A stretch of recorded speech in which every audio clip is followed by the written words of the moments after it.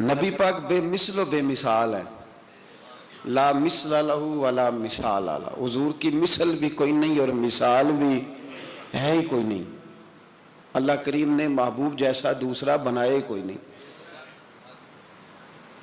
سمجھنی ہے بات آپ نے، حضور میں شک کوئی نہیں پر ابو جہل نے شک کیا، نبی پاک میں شک کوئی نہیں پر ابو لہب نے شک کیا، حضور میں شک کوئی نہیں پر عتبہ اتیبہ شیبہ ان کا شک آخر تک نہیں گیا، حالانکہ حضور میں کوئی شک دور کرانے بھی آئے تو شک نہیں گیا، ایک دفعہ نہیں کئی دفعہ، درجنوں دفعہ، بیسیوں دفعہ۔ ایک ابو جہل کو لے لیں، دماغ میں شک تھا حالانکہ حضور میں کوئی شک نہیں، ایک دن آگے کہنے لگا کہ بتائیے میری مٹھی میں کیا ہے، تو نبی پاک صلی اللہ تعالی علیہ وسلم نے فرمایا اگر میں نے بتا دیا، کہنے لگا اگر آپ نے بتا دیا تو میں کلمہ پڑھ لوں گا۔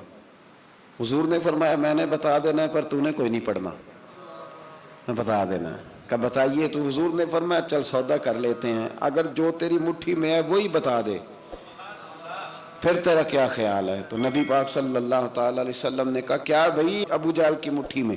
تو اس کی مٹھی میں کنکر تھے، کنکروں نے کلمہ پڑھنا شروع کر دیے۔ جب کنکروں نے کلمہ پڑھا، پتھر تھے وہ، انہوں نے کلمہ پڑھا، ابو جہل نے وہ کنکر زمین پہ پھینکے کہنے لگا اوہو تیرا جادو تو پتھروں پہاڑوں پہ بھی چلتا ہے۔ اب جملہ کہنے لگا ہوں سمجھ لینا، ابو جہل گوشت کا آدمی تھا، کنکر پتھر تھے، پتھر کلمہ پڑھ گئے، گوشت پوشت کا آدمی تھا پر کلمہ، کیونکہ یہاں کیا تھا؟ شک، اس نے آگے نہیں بڑھنے دیا، گوشت پوشت کا شخص ہو کے پتھروں سے آگے نکل گیا۔ نبی پاک صلی اللہ علیہ وسلم کی خدمت میں آیا، بلکہ وہ جو یہودی والی روایت ہے اس کے پس منظر میں بھی بعض محدثین نے لکھا ہے، اس کو بھی اسی نے بھیجا، کہنے لگا جاؤ نبی پاک سے جا کے کہو اگر وہ درخت آپ کا کلمہ پڑھے تو میں بھی پڑھ لوں گا۔ درخت، اب درخت ہوتے تو جاندار ہیں پر کلمے تو کوئی نہیں نہ پڑھتے، درخت سے بھی تو انسانوں سے کلمہ پڑھنے کی بات، اگر درخت پڑھے تو میں پڑھ لوں گا۔ نبی پاک صلی اللہ علیہ وسلم دور بیٹھے تھے، درخت دور تھا، اور امام سیوطی علیہ رحمہ نے لکھا ہے درخت بھی کیکر کا تھا۔ نبی پاک صلی اللہ علیہ وسلم نے فرمایا اس یہودی سے کہ تو جا کے درخت کو کہہ کہ تجھے نبی پاک بلاتے ہیں۔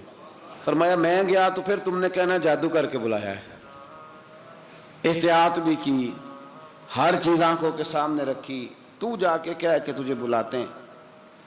وہ بندہ گیا، جا کے کہنے لگا، اور امام سیوطی نے اس کو لکھا ہے، کہنے لگے اس نے نبی پاک کا نام بھی نہیں لیا، کیونکہ ابو جہل اینڈ کمپنی کو پتا تھا کہ مصطفیٰ کے نام میں بھی بڑی برکت، خالی نام بھی نہیں لیا، کہنے لگا درخت وہ جو سامنے بیٹھے ہیں نا وہ تجھے بلا رہے، نام نہیں لیا حضور کا، وہ جو سامنے بیٹھے ہیں نا، جاءت لدعوتہ الاشجار ساجدۃ، امام بوصیری کہتے ہیں درخت آیا اور سجدہ کرتا ہوا، زمین چیرتا ہوا آیا۔ کس طرح آیا؟ پہلے آگے جھکا، پھر پیچھے جھکا، دائیں جھکا، بائیں جھکا۔ یہاں بھی لکھنے والوں نے لکھا ہے کہ وہ نہ درخت اپنی جڑیں اکھیڑ رہا تھا، جب چلنا تھا نا اس نے حضور کی طرف آنا تھا تو آگے دائیں بائیں ہوا، جڑیں اکھیڑ رہا تھا۔ لیکن ہمارے استاد جب ہمیں یہ روایت پڑھایا کرتے تھے تو کہتے تھے جڑیں نہیں اکھیڑ رہا تھا، جب اس نے سنا مجھے نبی پاک نے بلایا تو اسے وجد ہو گیا تھا، وہ جھومنے لگ گیا تھا، جھوم رہا تھا، حضور نے مجھے بلا لیا، جاءت لدعوتہ الاشجار ساجدہ۔ تو درخت آیا، اس نے آ کے نبی پاک کو سجدہ کیا، لکڑی کا بنا ہوا درخت ہے، سجدہ کیا، سجدہ کرنے کے بعد درخت اٹھا اور اٹھ کے اس نے نبی پاک کا کلمہ پڑھا۔ وہ جس کو ابو جہل نے بھیجا تھا نا یہودی، وہ درخت کی حالت دیکھ کے کلمہ پڑھ گیا، وہ کلمہ پڑھ گیا، لیکن یہی بے ایمان کہنے لگا ہوئے ہوئے ان کا تو درختوں پہ بھی جادو چلتا ہے۔ لا ریب فی، شک قرآن پاک میں، لیکن اگر بندے کے دماغ میں ہو اس کا علاج ہے کوئی، ادھر ہی شک بیٹھ جائے۔ بھی سادی مثال دیتا ہوں کہ سامنے دیوار صاف ہو لیکن گرد اگر آئینے پہ پڑی ہو، دیوار صاف کرنی چاہیے کہ اینک کا شیشہ صاف کرنا چاہیے؟ ساری زندگی لوگ دیوار صاف کرتے گزار دیتے، ساری زندگی تراش خراش کرتے گزار، اپنی مرضی کی پینٹنگ کرتے گزار دیتے ہیں، پر اپنی آنکھ کی پتلی صاف نہیں کرتے، آنکھ کی پتلی صاف نہیں کرتے۔ کسی نے حضرت رومی سے کہا تھا حضور دنیا میں کوئی اچھا ملتا نہیں، فرمانے لگے تھوڑا رونا شروع کر تاکہ تیری پتلیاں وضو کر لیں، وضو کر لیں، وہ انہیں پتہ چل جائے کہ کتنے صاف ستھرے لوگ دنیا میں پائے جاتے۔ ابو جہل پھر آ گیا، کہنے لگا اگر آپ چاند کے 2 ٹکڑے کر دیں تو میں کلمہ پڑھنے کو تیار ہوں۔ اچھا یہاں بھی بڑی مزے کی بات ہے، اللہ نے پہلے کہہ دیا نبی پاک کو کہ ان الذین کفروا سواء علیہم انذرتہم ام لم تنذرہم لا یؤمنون۔ محبوب یہ جن کی قسمت میں کفر ہے نا، آپ انہیں ڈرائیں چاہے نہ ڈرائیں، یہ ایمان نہیں لائیں گے۔ کنکروں نے بھی کلمہ پڑھ لیا، درختوں نے بھی پڑھ لیا، سارا کچھ ہو گیا، اور اللہ نے بھی کہہ دیا کہ محبوب اس بے ایمان نے کلمہ نہیں پڑھنا، پر حضور نے فرمایا یہ پڑھے نہ پڑھے ہم نے میدان نہیں چھوڑنا، جتنی دفعہ آئے گا نا ہم اسے ضرور معجزہ دکھائیں گے، جتنی دفعہ آئے گا ہم کیوں میدان چھوڑیں۔ آگے کہنے لگا جی اگر چاند کے 2 ٹکڑے کر دیں تو اقتربت الساعۃ وانشق القمر، تو نبی پاک صلی اللہ علیہ وسلم نے انگلی کا اشارہ کیا، چاند 2 حصوں میں بٹا۔ کوہ صفا ایک پہاڑی تھی مکے میں، آدھا ٹکڑا پہاڑی کی اس جانب ہوا، آدھا اس جانب، یعنی وضاحت کی اللہ کریم نے کہ ایسے نہ ہو کہ یہ کہے جی وہ تو ایسے بالکل شک ہوا تو مل گیا، پتہ نہیں میری آنکھوں پہ جادو ہو گیا، ملا ہے کہ نہیں ملا۔ جب ٹوٹا تو حدیث پاک میں آتا ہے کہ آدھا چاند کوہ صفا کی ادھر گیا اور آدھا تو پہاڑی تھی، چاند نیچے آیا، پہاڑی کے گرد گھوما، آگے جا کے ملا، یعنی وقفہ دیا گیا باقاعدہ دیکھنے کا، سمجھنے۔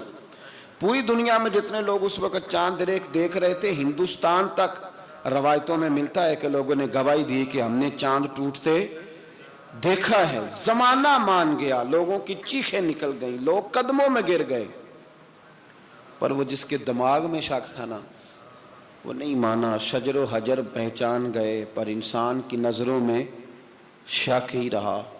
دنیا میں سب سے مجبور، کمزور، بزدل، کم فہم بندہ وہ ہے جس کے دماغ میں شک ہے، سب سے کم فہم آدمی، اس کی فراست روحانیہ زیرو ہے، وہ ایک ناکام شخص ہے، اس کو کسی پہ بھی شک پڑ جائے، کسی پہ بھی۔ ہم نے دیکھا ہے جو عورت اپنے مرد پہ شک کرنے لگ جاتی ہے اس گھر کا کوئی علاج ہی نہیں ہوتا۔ جو شکوہ کرتی ہے روٹی کا، پیسوں کا، وہ کسی دور میں مسئلہ اس کا حل ہو جاتا ہے۔ جو نافرمان ہوتی ہے اس کا بھی مسئلہ کسی نہ کسی زمانے میں حل ہو ہی جاتا ہے۔ یہ جس کو شک پڑ جاتا ہے نا، شک، اس کا مسئلہ قیامت کی صبح تک حل نہیں ہوتا۔ اگر مرد کو شک پڑ جائے اس کا مسئلہ بھی کبھی زندگی میں دوبارہ حل، یاد رکھیں۔ یہ جو شکوک و شبہات ہے نا، قرآن پورا شکوک و شبہات کا ازالہ کرتا ہے، کافر کے سوال کا جواب دیتا ہے، منافق کے سوال کا جواب دیتا ہے۔ قرآن مجید ہر ایک کی تسلی کراتا ہے، لیکن شروع میں بتا دیا کہ لا ریب فی، شک والی گنجائش اس میں۔ لوگ آج تک شک کر رہے ہیں کہ اللہ کا کلام ہے کہ نہیں، آج تک لوگ کہیں۔ تو میرے بھائی، شکوک والی زندگی کمزور ہوتی ہے، شکوک والی، عقل مند لوگوں کی زندگی کمزور زندگی ہے۔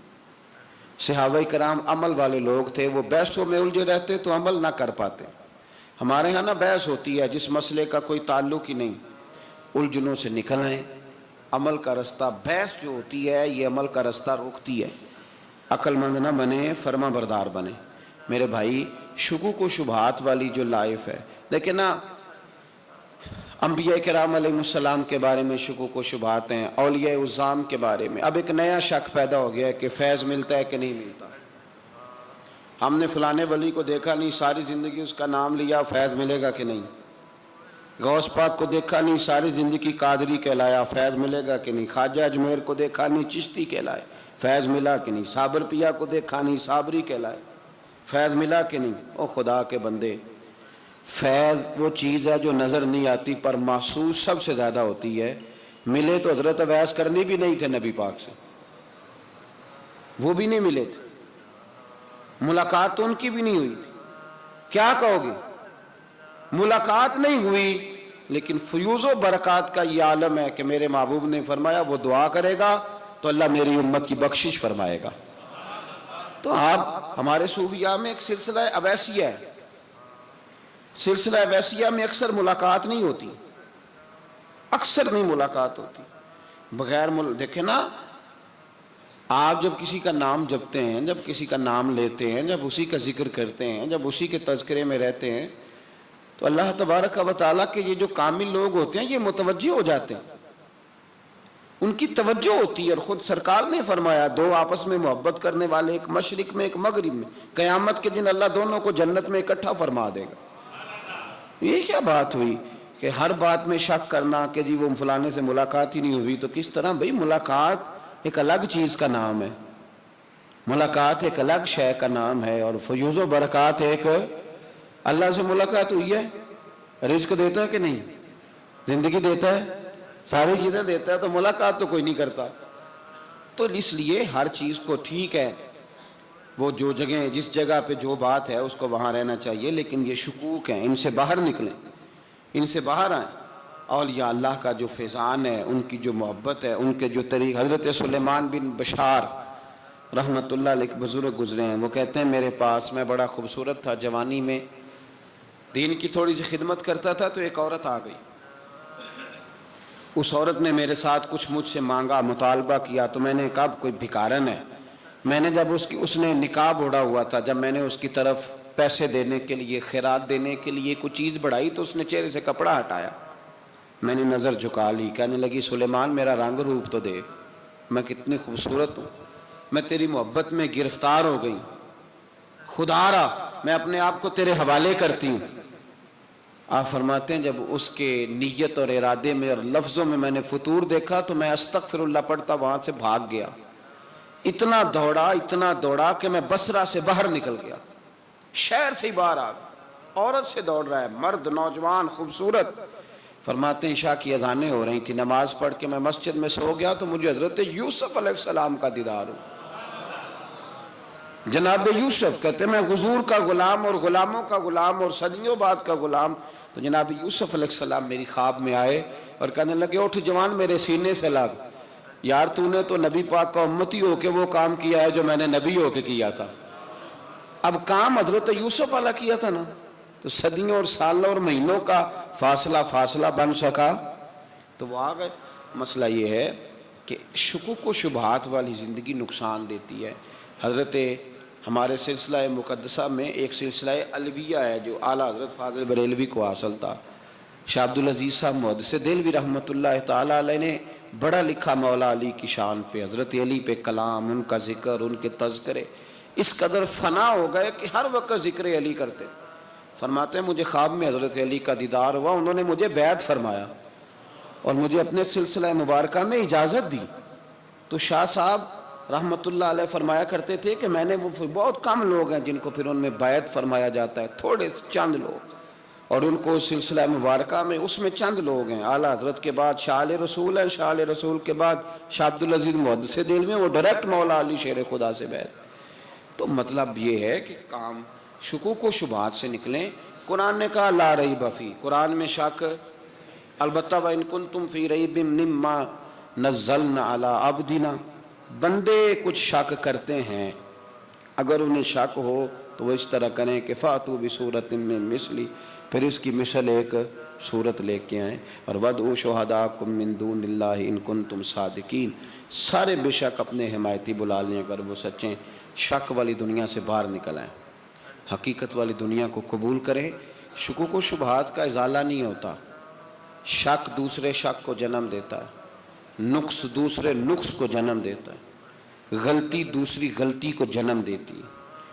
اور انسان جب تک شکوک کی، میں نے آپ کو کہہ دیا کہ ہر گھر بس سکتا ہے، ہر گھر، ہر عورت کے صحیح ہونے کی امید ہوتی ہے، پر جس بی بی کو اپنے خاوند کے کردار پہ شک ہو وہ بی بی کبھی مطمئن نہیں ہوتی۔ ہر گھر بس جاتا ہے، لیکن جس خاوند کو اپنے بیوی کے کردار پہ شک ہو جائے اس کا کبھی اس کے ساتھ سلوک مخلصانہ۔ شکوک والی زندگی بیماروں کی زندگی ہے، شکوک والی زندگی بیماروں کی زندگی، کمزوروں کی زندگی، بزدلوں کی زندگی۔ اس لیے حقیقت والی چیز جب تک آپ کے پاس کوئی چیز کلیئر ہو کے نہیں آتی، شریعت اسلامیہ نے بہتان کی سزا رکھی ہے 80 کوڑے، پتہ ہے آپ کو؟ جس نے ایسے ہی بہتان لگا دیا، دلیل ہی کوئی نہیں، ایسے ہی کہہ دیا کہ جی وہ مجھے شک ہے جی انہوں نے ایسے کیا ہے، فرمایا اسے کوڑے مارو۔ شک کی بنیاد پر بہتان ترازی کرتا ہے، کوڑے کی سزا رکھی، 80 کوڑے مارو اس ظالم کو۔ یہ شک کر رہا ہے اس کو جب اس کے پاس دلیل ہی کوئی نہیں۔ یہاں بڑے بندے ہیں بات کر دیتے ہیں، کہتے ہیں جی وہ ایسا ہوا ہوگا، میں نے ایسا دیکھا تھا، ہوگا، کیا تھا، ممکن ہے۔ تو یہ شکوک ہے، اس شکوک یہ سامنے والے کا کچھ بھی نہیں بگڑتا، اس بیچارے کا کیا بگڑنا ہے۔ یاد رکھیں بڑی خوبصورت بات یہاں حضرت عبداللہ ابن مسعود کی، آپ فرمایا کرتے تھے جب کسی بندے پر بندے شک کرتے ہیں اور ناجائز شک کرتے ہیں، اللہ اس کی عزتوں میں اضافہ فرما دیتا ہے، اللہ اسے شانیں عطا کرتا ہے۔ اپنی زندگی کو بیماریوں سے نکالنے، یہ روحانی بیماری ہے شک، اس سے باہر آنا ہے۔ یہ ظلم ہے، اولیاء پہ بھی شک، صوفیاء پہ بھی شک، علماء پہ بھی شک، ہر بندے پہ شک، کوئی صحیح نہیں، سارے غلط، میں اکیلا صحیح۔ اس شک سے باہر آ جائیں، یہ نفسیاتی مریض بنا دے گا، بے سکون کرے گا، بے قرار کرے گا۔ جس ترتیب سے ہم مسکراتے ہیں، جس ترتیب سے ہم روتے ہیں، جس ترتیب سے ہم کسی بات کا اظہار تشکر کرتے ہیں، خدا ان باتوں سے پاک ہے۔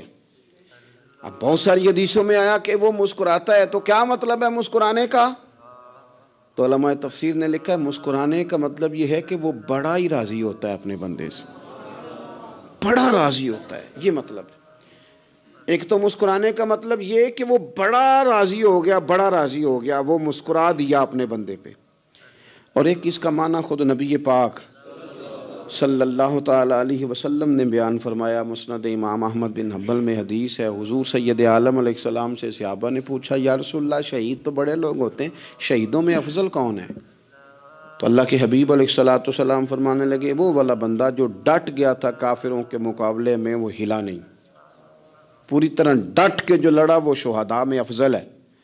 حضور فرماتے ہیں وہ جنت کے بالا خانوں میں سیر کرے گا اور رب اسے دیکھ کے مسکرائے گا، رب اسے دیکھ کے مسکرائے گا، اللہ تعالیٰ مسکراتا ہے اسے دیکھ کے۔ اور اگلے جملے میں حضور نے وضاحت کر دی، فرمایا جب رب دنیا میں کسی پر مسکراتا ہے نا تو اس کا معنی یہ ہے کہ قیامت میں پھر اللہ اسے حساب کوئی نہیں لے گا۔ جس پر اللہ دنیا میں مسکرا دیا اس سے کوئی حساب، تو وہ کام ڈھونڈنے چاہیے نا جس سے اللہ مسکرائے۔ ویسے کبھی ہم ایسا کرتے ہیں کہ نہیں کہ کسی کو راضی کیا جائے؟ یہ کام ہم کرتے ہیں کہ ہماری کمپنی کا جو سربراہ ہے وہ ہم سے راضی رہے، جس ادارے میں ہم پڑھاتے ہیں اس ادارے کا بڑا ہم سے راضی رہے، یہ کرتے ہیں ہم۔ اس کے لیے کچھ نہ کچھ ہیلے بہانے ہم کرتے ہیں، برادری، قبیلہ، علاقہ، بستی، لوگ کسی طریقے سے ہمارے ساتھ مطمئن رہیں، کرتے ہیں نا یہ سارے کام۔ اس میں تھوڑی مشکل بھی ہمیں آتی ہے لیکن کرتے ہیں، کیا کریں۔ گھر میں بھی کئی دفعہ ایسا ماحول بنانا پڑتا ہے۔ چلیں ایک اور میٹھی مثال دیتے ہیں، زیادہ سمجھ میں آئے گی۔ چھوٹا بچہ خوش رہے، آپ اس کے لیے محنت نہیں کرتے؟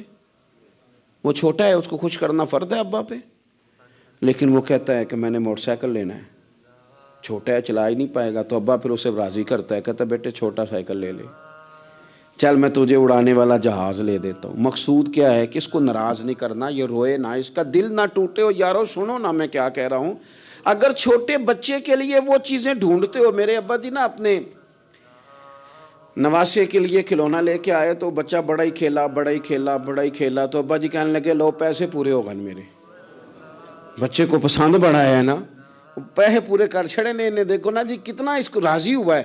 تو انسان کیا کرتا ہے کہ کوشش کرتا ہے، چھوٹا بچہ بھی ناراض نہ ہو تو وہ چیزیں وہ ڈھونڈتا ہے کہ اس کو کیا پسند ہے، چاکلیٹ لے جاؤں، فلاں چیز لے جاؤں، آئس کریم لے جاؤں۔ تو ایک بچے کے لیے، گھر کے لیے، سربراہ کے لیے اتنی محنت کرتے ہو تو وہ کام بھی ہمیں ڈھونڈ کے تلاش کرنے چاہیے نا جس سے رب راضی ہوتا ہے، اللہ راضی ہوتا ہے۔ بتاؤں وہ کون کون سے کام ہیں؟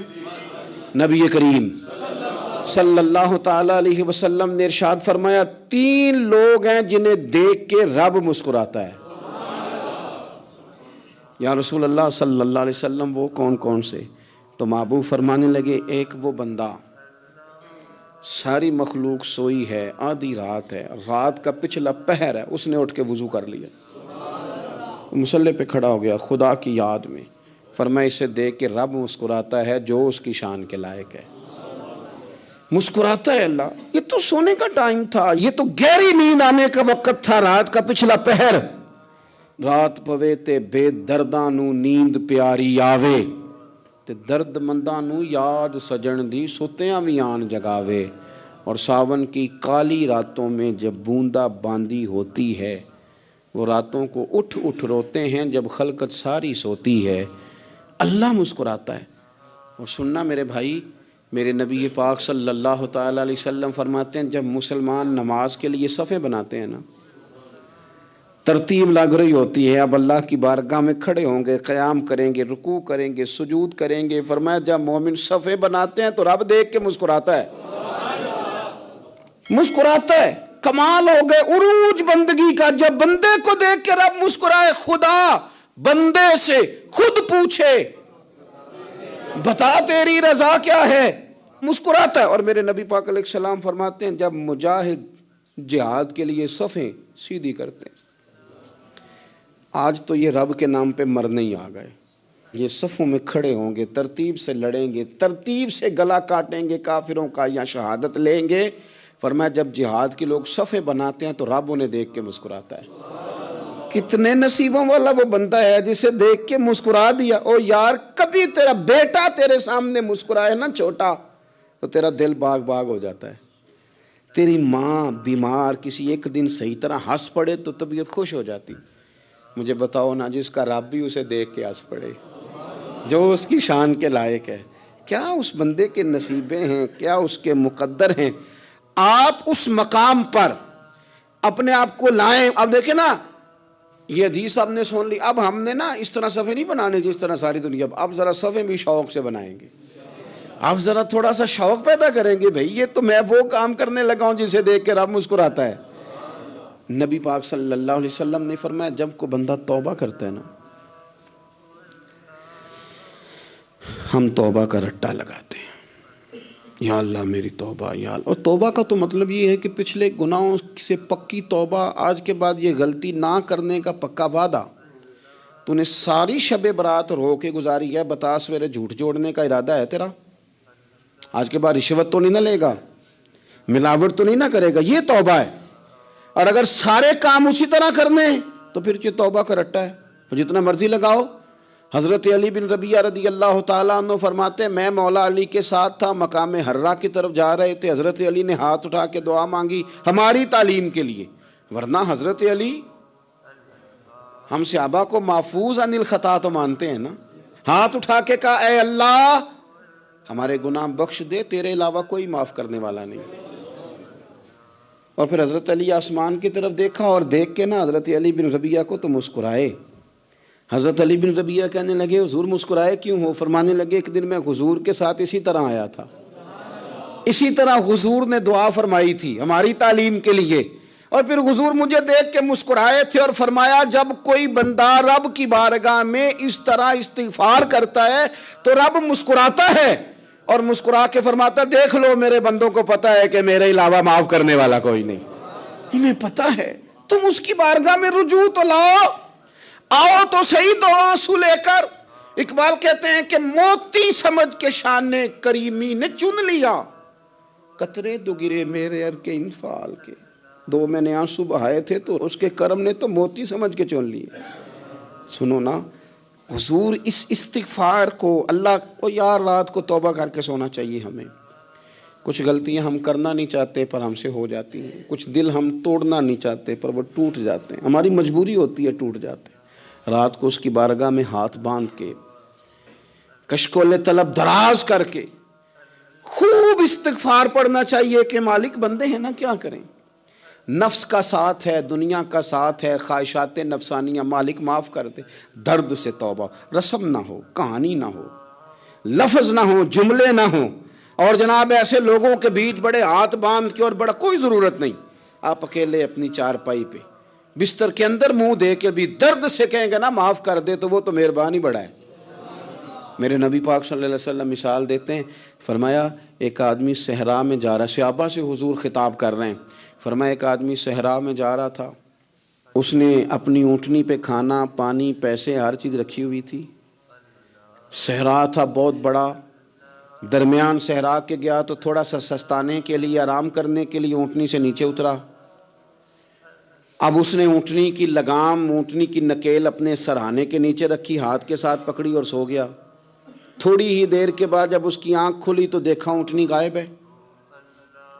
صحرا میں وہ پیدل نہ آگے جا سکتا ہے، نہ پیچھے جا سکتا ہے، نہ دائیں نہ بائیں، کھانے کو روٹی نہیں، پینے کو پانی کا قطرہ نہیں، تھوڑا ادھر بھاگا ادھر بھاگا، تھک گیا۔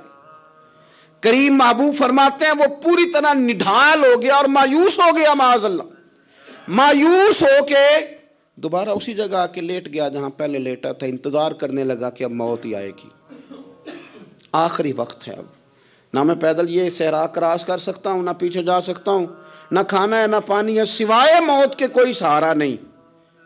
حضور فرماتے ہیں وہ رستے میں دوبارہ لیٹ گیا، اچانک اس نے رخ بدلا تو اونٹنی سامنے کھڑی تھی۔ حضور نے صحابہ سے پوچھا بتاؤ نا اسے بھلا کتنے کو خوشی ہوگی؟ یا رسول اللہ جسے نئی زندگی مل گئی ہے۔ آپ دیکھیں نا سارے ڈاکٹروں نے کہہ دیا کہ اس کے تو گردے معدہ جگر ہر چیز ختم ہے، گھر لے جاؤ خدمت کرو، ہر طرف پریشانی ہے۔ وہ بندہ بھی سمجھ گیا ہے کہ آخری وقت آ گیا، کل جاؤں پرسوں جاؤں، تیاری ہو گئی، سب لوگ آ گئے، باہر والے بھی آ گئے، یہ ماحول ایک عجیب رنگ اختیار کر گیا۔ اچانک ایک ڈاکٹر نے آ کے کہا نہیں غلطی لگ گئی تھی۔ مجھے بتائیے انداز کیا ہوتا ہے؟ بغیر دوائی کے بندہ اٹھ کے کھڑا نہیں ہو جاتا، او میں تو بچ گیا ہوں۔ نبی پاک صلی اللہ علیہ وسلم فرمانے لگے اس کی اونٹنی مل گئی، بتاؤ بھلا اسے کتنی خوشی ہوگی؟ یا رسول اللہ وہ تو دوبارہ دنیا میں آ گیا۔ حضور فرمانے لگے اسے کچھ بھی خوشی نہیں ہوئی۔ جب کوئی رب کا گناہ گار بندہ آ کے توبہ کرتا ہے، رب کو اس سے کئی گنا زیادہ خوشی ہوتی ہے۔ میرا بندہ آ گیا ہے، میرا بندہ آ گیا ہے، میرے گھر آ گیا۔ اس نے آنسو بہائے ہیں، اس نے کہا اللہ میں تیرا ہی ہوں، تیرا ہی رزق کھاتا ہوں، تیری ہی زمین پہ رہتا ہوں، تیرے نام سے میری سانسیں چلتی ہیں۔ وہ آ گیا۔ فرمایا اس اونٹنی والے سے زیادہ رب کو خوشی ہوتی ہے جب گناہگار آ کے توبہ کرتا ہے۔ گناہگاروں کے آنسو اس کی بارگاہ میں بڑے مقبول ہیں، لیکن ہم رسم ادا کرتے ہیں، توبہ نہیں کرتے۔ ہم اپنے آپ کے ساتھ دھوکہ کرتے ہیں، جھوٹ بولتے ہیں۔ ہم بندہ کوئی ناراض ہو جائے تو ہمیں کو نہیں نیند آتی، اس کے گھر چلے جاتے ہیں۔ ہم اپنے سارے رشتوں کو تعلقات کو مینٹین کر کے رکھنے کے عادی ہیں۔ ہمیں پتہ ہے کہ وہاں میں نہیں جا سکا تو بیٹا بھیجتا ہوں، فلاں شادی پہ میں نہیں جا سکا تو بھتیجا بھیجتا ہوں، بھائی بھیجتا ہوں، ہر تعلق کا ہم نے خیال رکھا کوئی روٹھ نہ جائے۔ لیکن کمال ہے نا، یہ نہیں سوچا کہ اگر رب روٹھ گیا تو جب وہ روٹھ جائے نا تو سارے رشتے بھی بندے کے پاس موجود ہوں تو کوئی کارآمد نہیں ہوتا، پھر کروڑوں روپیہ جیب میں ہوں تو ڈاکٹروں کی دوائیاں اثر نہیں کرتی۔ وہ روٹھ جائے تو پھر انسان اس طرح سے پھسلتا ہے کہ بڑے بڑے اس کے پاس دروازے ہوتے ہیں پر کسی جگہ اس کا ہاتھ نہیں لگتا۔ خدا را خیال کریں، دنیا روٹھتی ہے تو روٹھ جائے، رب رسول ناراض نہ ہونے پائیں، اس کا خیال کریں۔ حضور فرماتے ہیں وہ مسکراتا ہے، اسے خوشی ہوتی ہے جب کوئی اس کا بندہ اس کی طرف رجوع کرتا ہے۔ میرے عزیزو، رسول پاک صلی اللہ تعالیٰ علیہ وسلم نے ان لوگوں کے تذکرے کیے جنہیں دیکھ کے رب مسکراتا ہے۔ ہم نا گناہگاروں پر بھی فتویٰ دینے میں جلدی کرتے ہیں اور نیکی پر بشارت دینے میں بھی جلدی کرتے ہیں، حالانکہ یہ ہماری ذمہ داری نہیں۔ پتہ نہیں اللہ تعالیٰ کس کو کب توفیق توبہ دے کے اپنے قریب کر لے، لیکن بڑی جلدی ہے، بڑی جلدی فتویٰ دینے میں۔ اور یہ فتویٰ صرف مفتیوں کا نہیں رہ گیا، یہ میری طرح کے آپ کی طرح کے ڈھیروں لوگ ہیں جنہوں نے جیبوں میں فتوے ڈالے ہوئے۔ بھئی آپ نے کیوں ذمہ داری لے لی ہے جنت میں داخل کرنے کی اور نکالنے کی؟ یہ تو میرے رب کریم کا کرم ہے، وہ جس کو چاہے جب چاہے جتنا چاہے عطا کرے۔ لیکن کچھ لوگ نا بڑے پکے ہو گئے ہیں کہ شاید جو میں سوچ رہا ہوں وہی درست ہے۔ کبھی کبھی کچھ چیزیں عجیب بھی ہوتی ہیں، لہذا خدا کی رحمت پر بھروسہ کر کے بات کرنی چاہیے، اپنی مرضی کے فتوے نہیں داغنے چاہیے۔ وہ دیکھو جی فلانا بندہ یوں کر رہا ہے، آپ کو پتہ ہی نہیں پوری بات کا، آپ کو علم ہی نہیں پوری بات کا۔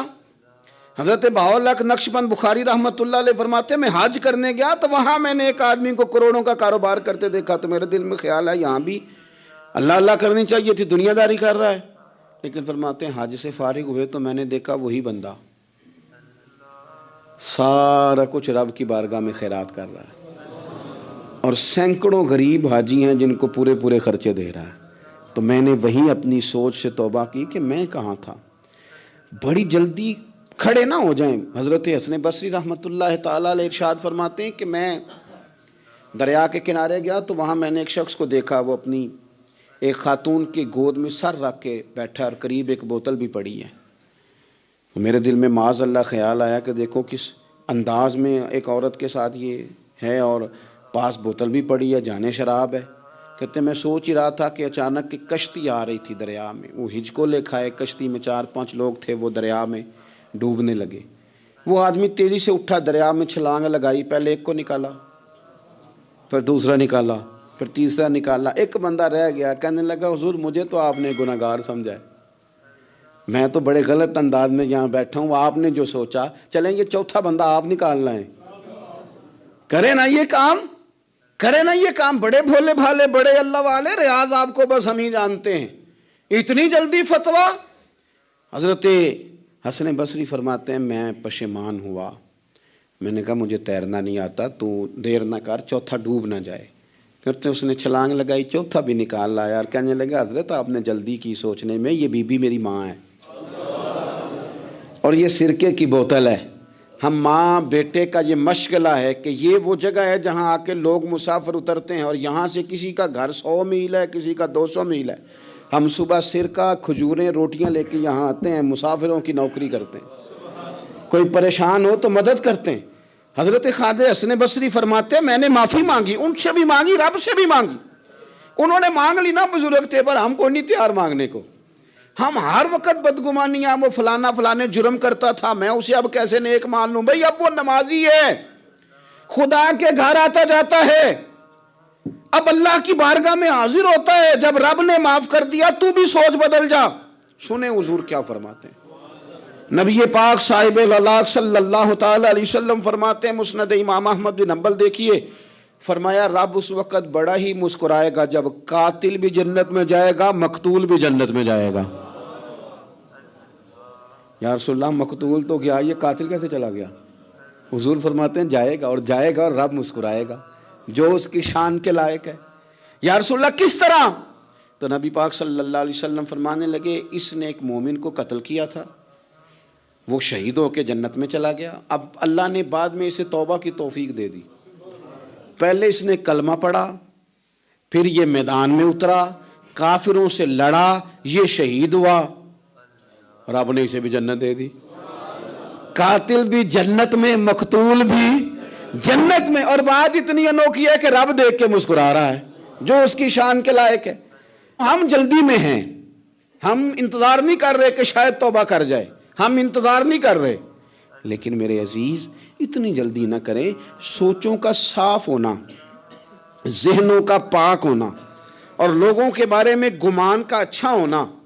آپ کسی نفسیات کے ڈاکٹر کے پاس چلے جائیں، اسے کہیں ٹینشن بڑی ہے، میں ان کے مضامین پڑھتا رہتا ہوں، وہ سب سے پہلا سبق آپ کو یہ پڑھائیں گے کہ اچھا سوچا کریں۔ اچھا سوچنے سے بندہ تندرست رہتا ہے۔ کس سے بندہ تندرست رہتا ہے؟ ہیں جی واقعی، یعنی اس والے پڑوسی کے بارے میں بھی اچھا سوچنا ہے گھر میں، اس والے کے بارے میں بھی، چھوٹے بھائی کے بارے میں بھی اچھا سوچنا ہے، اور بڑے کے بارے میں بھی اچھا ہی سوچنا ہے۔ یعنی اپنی برادری قبیلے کے بارے میں بھی اچھا سوچیں، جو قبیلے کا نہیں اس کے بارے میں بھی چلیں تھوڑا سا اچھا سوچ لیں۔ اپنے بارے میں تو اچھا سوچا ہے بڑا، میں کہتا ہوں کہ ہم اپنی غلطیوں سمیت اپنے آپ سے بڑا پیار کرتے ہیں، اور دوسرے کی ایک غلطی نظر آ جائے تو ہمیں گھن آنے لگ جاتی ہے۔ آپ جلدی نہ کریں، مالک نے موقع دیا ہے بندوں کو، نہ وہ کسی کا رزق چھین رہا ہے، نہ سانسیں چھین رہا ہے، وہ اپنی زمین پہ چلنے بھی دے رہا ہے، رہنے بھی دے رہا ہے، تو جب اس نے موقع دیا ہے آپ بھی تھوڑا موقع دیں۔ اللہ بڑا کریم ہے، دروازے کھولے گا، اس کے بندے اس کی بارگاہ تک پہنچیں گے۔ بدگمانیاں، اور پھر بدگمانیوں کا عروج، اور اس لیول تک جا کے بات کر دینے کا جہاں سے خوف آئے کہ یار یہ بات نہیں کرنی چاہیے تھی۔ رسول کائنات سرور دو عالم صلی اللہ تعالی علیہ وسلم فرماتے ہیں کہ اللہ مسکراتا ہے۔ دیکھو ہمارے ہاں نا ایک اور بھی مسئلہ بن گیا ہے، میں نے کچھ لوگوں کو نا پکا، میرے پیارے ہیں، محبت ہے مجھے، تو میں چونکہ آپ میری کلاس ہیں، میں مشاہداتی اور تجرباتی باتیں بھی کر لیتا ہوں، اسی کی روشنی میں کئی دفعہ گفتگو بھی تیار کرتا ہوں۔ کچھ لوگوں نے نا پکا ذہن بنا لیا یہ کہنے کا کہ ہاتھ بڑا تنگ ہے، پکا، آپ جس وقت پوچھ لیں ان کا ہاتھ اور بڑا ہی زیادہ تنگ ہے.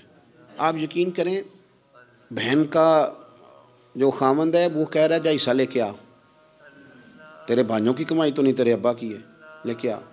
وہ بیچاری اس کی منتیں کر رہی ہے, کہتی ہے اگر جاؤں گی نا تو وہ کہیں گے حصہ لے جا, آج کے بعد ہمارے گھر نہ آنا, میرا دروازہ نہ بند کرو, مہربانی کرو. اور بھائی سے بات کرتی ہے تو کہتا ہے ہاتھ ہی بڑا تنگ ہے, جب ٹھیک ہوگا تو دے دوں گا. نہ کریں یہ ظلم. ہمارے اپنے تڑپتے رہتے ہیں اور ہماری دولتیں اندر پڑی رہتی ہیں. ہمارے اپنے چھوٹی چھوٹی ضروریات کے لیے پریشان ہوتے ہیں, لیکن ہم بڑے بڑے بہانے ہیں ہمارے پاس, کہتے ہیں یہ نکما ہے, یہ نکھٹو ہے, یہ کام نہیں کرتا, اس میں فلانا ہے, بے فلانا ہے, بلے میں نے نہیں ساتھ چلنا.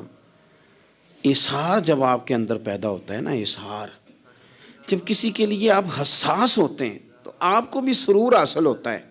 نہ کریں یہ کام کہ آپ کو اللہ نے وسعت دی ہے اور ہر وقت آپ ہاتھ تانگ ہونے کا رونا رو رہے ہیں, ہر وقت آپ یہ کہہ رہے ہیں میں بڑی آزمائش میں ہوں, جب خدا نے آپ پہ نہیں ڈالی. تو اتنے جھوٹ بولنا صرف اس لیے کہ میرے پیسے بچ جائیں, صرف اس لیے کہانی سنانا کہ حالات میرے بڑے خراب ہیں کہ کوئی بندہ میرے سے کوئی تھوڑا بہت قرض نہ مانگ لے. سنو, نبی پاک صلی اللہ علیہ وسلم کے پاس مہمان آ گیا, بخاری مسلم ہے. حضور نے ازواج مطہرات کے گھروں میں پیغام بھیجا, کچھ چیز ہے ضیافت کے لیے. یا رسول اللہ کچھ بھی نہیں, یہ دو جہاں کے شاہ ہیں اور پاس کچھ رکھتے نہیں, دو جہاں کی نعمتیں ہیں ان کے خالی ہاتھ میں. یا رسول اللہ کوئی چیز بھی نہیں. حضور نے صحابہ کے مجمع پہ نظر ڈالی, یا رسول اللہ صلی اللہ علیہ وسلم حکم ہو. تو حضور فرمانے لگے تم میں سے کوئی بندہ ہے جو اسے گھر لے جائے روٹی کھلائے. ایک صحابی اٹھے فوراً, حضور میں لے کے جاتا ہوں کھانا کھلاتا ہوں. فرماتے ہیں میرے گھر میں صرف بچوں کا کھانا تھا, یہ نہیں کہ فریزر بھرا ہوا ہے نعمتوں سے, صرف بچوں کا کھانا. یہ نہیں کہ کسی کو دیکھ کے اپنی ہنڈیا پہ برتن دے لیا, صرف بچوں کا کھانا. کہتے ہیں گھر گیا, بیوی سے کہا کیا کیفیت ہے, کہنے لگی بچوں کی روٹی ہے. میں نے کہا بچے سلا دے, صبح ناشتہ کر لیں گے. تو کہنے لگی آپ کیا کھائیں گے؟ تو میں نے کہا نہ میں کھاؤں گا نہ تو کھائے گی, مہمان جو نبی پاک کا ہے. کہا اچھا, اب ذرا تجویز دیکھو میاں بیوی کی سوجھی آپس میں. کہتے ہیں کھانا لگا دینا, کیونکہ ایک آدھ بندے کا کھانا ہے. اپنی غربتوں کا ہر جگہ اظہار کرنا, رونا رونا. یہ دیکھو غربت کیسے چھپائی جا رہی. اس کو کہا نہیں کہ چل تو تھوڑا رحم کھا, تو آیا ہے تو تھوڑا رحم کھا, یہ نہیں کہا. کہا اٹھ کے نا تو کھانا رکھنا اور اٹھ کے نا چراغ ٹھیک کرنے کے بہانے بجھا دینا. ہم دنیا والوں کے سامنے کیوں اپنے دکھ بیان کریں؟ ہم جو کہیں گے رب رسول کی بارگاہ میں کہیں گے. تو نا چراغ ٹھیک کرنے کے بہانے. اہلیہ اٹھی, کھانا دینے کے بعد چراغ ٹھیک کرنے کے بہانے بجھا دیا. خامد بھی ہاتھ چلاتے رہے, بیوی کبھی برتن رکھتی کبھی اٹھاتی, پتہ چلے کہ کھانا کھا رہے ہیں, کھانا کھایا جا رہا ہے. کہتے ہیں مہمان پیٹ بھر کے کھانا کھا گیا. یہ کام ہوا رات کے اندھیرے میں, اس وقت ہوا جب چراغ بھی بند تھا, اس وقت ہوا جب کوئی دیکھنے والا نہیں تھا, کسی پڑوسی کو بھی خبر نہیں تھی. فرماتے ہیں صبح کے اجالے میں اس مہمان کو لے کے مسجد نبوی میں نے قدم رکھا تو نبی کریم نے فرمایا رات جو تم نے کام کیا ہے نا اسے دیکھ کے میرا رب بڑا مسکرایا ہے, اللہ بڑا مسکرایا ہے. اللہ تر دامنی پہ شیخ ہماری نہ جائیے, ہم دامن نہ چھوڑ دیں تو فرشتے وضو کریں. یہ شان ہے صحابہ کی. نبی کریم علیہ السلام نے فرمایا رب رات مسکرایا تیرا یہ انداز دیکھ کے, اور اس نے قرآن نازل کیا وَيُؤْثِرُونَ عَلَىٰ أَنفُسِهِمْ وَلَوْ كَانَ بِهِمْ خَصَاصَةٌ. کچھ لوگ وہ ہیں جنہیں بڑی بھی ضرورت ہو تو دوسروں پر اثار کر دیتے ہیں, قربانی دے دیتے ہیں. رب مسکرایا ہے, اندر پیسے رکھے ہوئے ہیں, اندر پیسے رکھے ہوئے ہیں. اور بہن آ کے منت کر رہی ہے کہ بھائی حالات بڑے خراب ہیں, تھوڑی سی مہربانی کر. تو کہتے ہیں بہن پردہ ہی ہے بس, کیسے بتاؤں تجھے حالات, تجھے کیا بتاؤں کام کتنی مشکل سے چلتا ہے, یہ پردہ یہ بس. بہرحال اگر تو نے کہا ہے نا 50,000 تو میں زیادہ نہیں کو 20 کو دے دوں گا تجھے, وہ بھی خاصی نیکی کر کے, وہ بھی بتا سکھا کے. رات اماں پہ علیحدہ سے احسان چڑھاؤں گا, ابا پہ علیحدہ سے چڑھاؤں گا کہ تمہاری بیٹی کے ساتھ تعاون کر رہا ہوں, سارے علاقے کو ویسے ہی بتاؤں گا. اور وہ غریبنی بیچاری 20,000 لے کے گھر گئی ہے, پھر سفارشیں کر رہی ہے کہ مہربانی کرو. میں نے ایسے بھی دیکھے ہیں جو پہلے بیوی کو پکڑاتے ہیں تو دے, اس لیے کہ پھر وزیر اعظم تو ڈنڈا نکال لے گا تو بڑا مشکل ہو جائے گا پھر گھر میں رہنا. لہذا وہ یہ تو آگے لگ، یہ کیا لہجہ ہے آپ کا؟ یہ تو کسی کو بھی دیں تو چھپا کے دینے کا حکم ہے، کسی کو بھی دیں تو ہمیں حکم یہ ہے کہ سیدھے ہاتھ سے دینا ہے، الٹے کو خبر۔ اور یہ جو بالکل ہی اپنے ہیں، ان پر تو پردہ پوشی آپ کے لیے ویسے ہی ضرورت تھی۔ میرے عزیز، رب مسکراتا ہے، میرے نبی پاک علیہ السلام نے یہ اعمال ہمیں بتائے جن پر اللہ مسکراتا ہے، خوش ہوتا ہے۔ اور بعض لوگوں کو حضور نے نامینیٹ کیا، حضرت سعد بن معاذ رضی اللہ تعالیٰ عنہ عظیم صحابی تھے، یہ وہ خوبصورت صحابیاں جن کے جنازے کو کندھا میرے نبی پاک نے عطا فرمایا، حضور نے کندھا عطا فرمایا۔ کمال ہو گئی، نرخ بازار محبت کا انوکھا ہی ہو گیا، خود خریداروں میں شامل آ کے مولا ہو گیا۔ حضور نے کندھا دیا۔ حضرت سعد بن معاذ رضی اللہ تعالیٰ عنہ کا جب جنازہ اٹھا، ان کی والدہ رو پڑی، بڑے درد سے روئی، ماں تھی نا۔ ان کی آواز جب حضور تک گئی تو نبی پاک نے فرمایا آنسوؤں کو روک لے، آواز کو کم کر لے، تیرے بیٹے کی تو جب روح پرواز ہوئی ہے تو رب مسکرایا ہے۔ جس کے آنے پہ رب راضی ہو، مسکرا دے جو اس کی شان کے لائق ہے۔ یہ تو وہ لوگ ہیں کہ جن کے جانے پر نہ رب، وہ کسی نے کہا تھا کہ میرے مرنے پہ ہر سو شور مچ جائے گا، دیکھو گے میرے مرنے پہ ہر سو شور، تمہیں پتہ چل جائے گا جب ہم جائیں گے، میرے مرنے پہ ہر سو شور مچ جائے گا، دیکھو گے، اور کہنے الوداع سرکار خود تشریف لائیں گے۔ اور درویش کہنے لگے بعد مرندے مکھڑا میرا ہو جاوے جے تازہ، پھر سمجھ لینا محبوب میرے نے آن پڑے ہے جنازہ۔ اور عاشق کا جنازہ ہے، ذرا دھوم سے نکلے اور محبوب کی گلیوں سے ذرا گھوم کے نکلے۔ فرمایا کہ ان کے تو جانے پہ رب کریم۔ اور حضور نے ایک دعا بھی دی۔ حضرت طلحہ رضی اللہ تعالیٰ عنہ صحابی تھے، ان کا وصال ہو گیا تو حضور نے دعا بھی دی۔ فرمایا یا اللہ جب میرا طلحہ آئے نا تو اس سے مسکرا کے بات کرنا، یہ تجھ سے مسکرا کے بات کرے جو تیری شان کے لائق ہے۔ تو اللہ تعالیٰ غائب درجے راضی ہوتا ہے۔ ایک دفعہ پھر بات دہراتا ہوں، جو میدان میں ڈٹ کے شہید ہو رب اسے دیکھ کے مسکراتا ہے، جو اس کی شان کے لائق۔ جو توبہ صحیح کریں، سچی کریں، رب انہیں دیکھ کے مسکراتا ہے جو اس کی شان کے لائق ہے۔ جو نماز کے لیے صفیں بنائے رب انہیں دیکھ کے مسکراتا ہے۔ جو جہاد کے لیے صفیں بنائے رب دیکھ کے مسکراتا ہے۔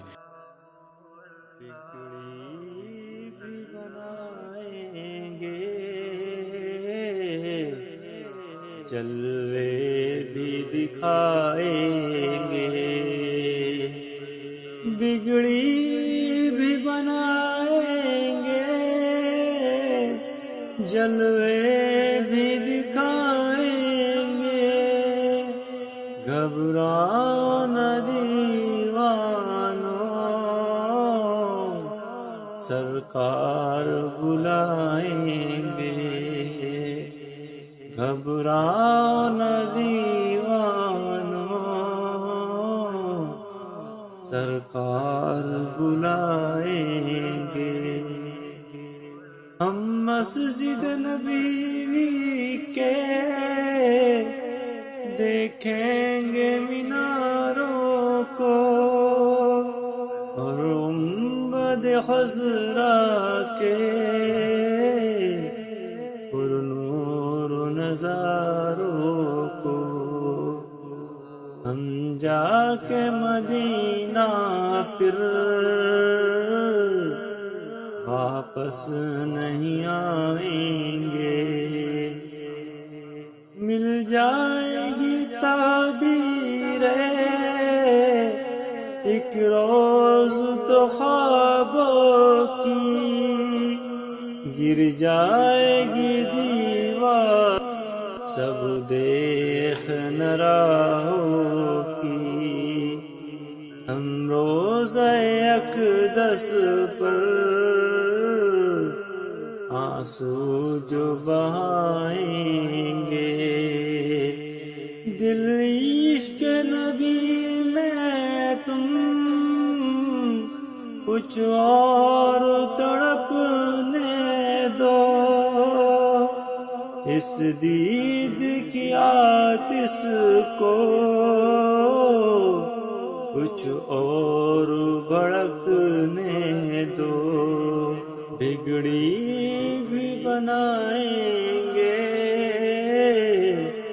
جلوے بھی دکھائیں گے، گھبراؤ نہ دیوانو، سرکار بلائیں